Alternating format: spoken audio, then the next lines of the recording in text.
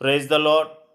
ఈరోజు బలపరిచే వాక్యము లూకా సువార్త 11వ అధ్యాయము 9వ వచనం.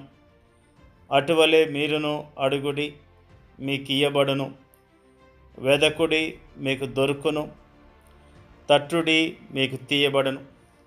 ప్రభువైన యేసుక్రీస్తు వారు ఒక విషయాన్ని తెలియజేశారు.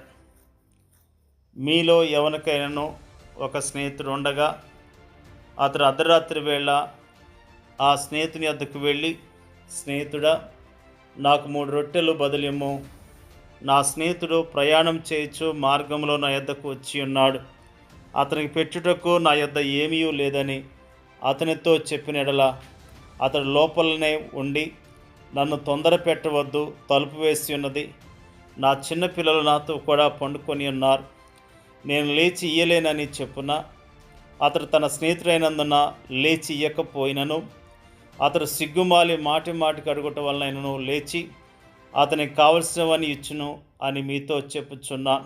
యేసుక్రీస్తు ప్రభువారు చక్కని ఉపమానాన్ని తెలియజేశారు. మాటి మాటికి అడుగుట వలన నిజంగా మనం మాట మాటికి ప్రభువును అడగటం ద్వారా ప్రభు మన జీవితాల్లో కార్యములు చేయటానికి సిద్ధంగా ఉన్నాడని ప్రభు నామములో తెలియజేస్తూ ఉన్నాను. సొలొమోను అనే భక్తుడు మరి సింహాసనం మీద ఆసీనుడైనప్పుడు దేవుడు అతన్ని అడిగాడు, నీకేం కావాలని అడిగినప్పుడు సొలొమోను దేవునితో స్వప్నమందు ఏం చెప్పాడంటే, నాకు జ్ఞానము కావాలి పరిపాలించడానికి అని ప్రభువుని అడిగినప్పుడు దేవుడు సొలొమోనుకి జ్ఞానమును, ఐశ్వర్యాన్ని, ఘనతను కూడా అనుగ్రహించినట్లుగా లేఖనము స్పష్టంగా తెలియజేస్తున్నది.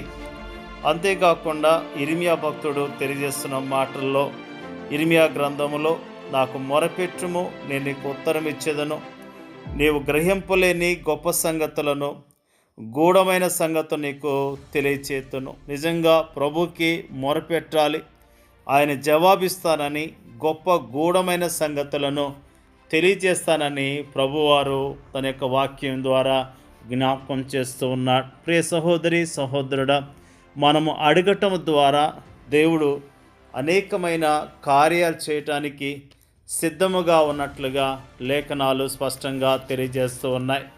భక్తులందరూ కూడా దేవుని సన్నిధికి వచ్చి దేవుని సన్నిధిలో అడగటం ద్వారా అనేకమైన మేలులు పొందుకున్నట్లుగా దేవుని యొక్క వాక్యము స్పష్టంగా తెలియజేస్తున్నది. అంతేకాకుండా మనము దేవుని అడగనందును కూడా ఏమీ దొరకట్లేదని యాకోబు భక్తుడు జ్ఞాపకం చేస్తూ ఉన్నాడు. ప్రియ సహోదరి సహోదరుడా, మనము ఎలాంటి సమస్యను, ఎలాంటి కష్టాన్ని కలిగి ఉన్నా మనము ప్రార్థన చేసినప్పుడు మన కష్టాన్ని ప్రభువుకు తెలియచేయటం ద్వారా ప్రభు ద్వారా గొప్ప సహాయాన్ని, మేలును పొందుకుంటామని ప్రభు నామములో తెలియజేస్తూ ఉన్నాను. అడుగుడి ఇవ్వబడును అనే వాక్యం ఎంత అద్భుతమైన మాట. లోకంలో మనుషులను అడగటం ద్వారా మనం జవాబు పొందుకోలేం, కానీ ప్రభువుని అడగటం ద్వారా ఆయన గొప్ప కార్యాలు చేయడానికి సిద్ధముగా ఉన్నాడని ప్రభు నామములో తెలియజేస్తున్నాను. అడుగు వాటన్నిటికంటేను, ఊహించు వాటన్నిటికంటేను అత్యధికముగా చేయగల శక్తిగల దేవుడు కాబట్టి ఆయనందు విశ్వాసం ఉంచి ఆయన సన్నిధికి వెళ్ళి అనేకమైన గొప్ప కార్యాలు మన జీవితాల్లో చూడాలని ప్రభు నామములో తెలియజేస్తున్నాను. ప్రియ సహోదరి సహోదరుడా, టెన్షన్ పడుతున్నావేమో, భయపడుతున్నావేమో, మనం ప్రార్థన చేస్తే అడిగితే ఇవ్వటానికి సిద్ధంగా ఉన్న మన ప్రభు ఉన్నాడని ప్రభు యందు విశ్వాసం ఉంచి ప్రభు కొరకు ఈ లోకంలో జీవిద్దాం. ప్రభు ద్వారా అనేకమైన ఆశీర్వాదాలు పొందుకుందాం. దేవుడి యొక్క వాక్యాన్ని దీవించునుగాక. పరిశుద్ధులైన మా తండ్రి, నీకు వందనాలు తెలియజేస్తూ ఉన్నాం. అడుగుడి ఇవ్వబడును అన్న వాక్యాన్ని బట్టి నీకు వందనాలు తెలియజేస్తూ ఉన్నాం. నిన్ను అడగటం ద్వారా గొప్ప కార్యాలు జరిగించే దేవుడుగా ఉన్నావని మాకు జ్ఞాపకం చేసినందుకు స్తోత్రాలు తెలియజేస్తూ ఉన్నాం. ప్రతిరోజు నీ సన్నిధికి వచ్చి అడిగి అనేకమైన గొప్ప మేలులు పొందుకోవటానికి సహాయం చేయమని అడుగుచున్నాం. ప్రభు నీకు స్తోత్రములు. వాక్యం వింటున్న ప్రతి ఒక్కరిని పేరు పేరున దీవించి ఆశీర్వదించండి అయ్యా. నీకు వందనాలు. మా దేశాన్ని కనికరించండి, మా దేశ ప్రజలను రక్షించండి, ప్రతి ఒక్కరికి రక్షణ దయచేయమని యేసుక్రీస్తు పరిశుద్ధమైన నామములో అడిగి వేడుకొంచున్నాను. పరలోకమందున్న తండ్రి, ఆమేన్.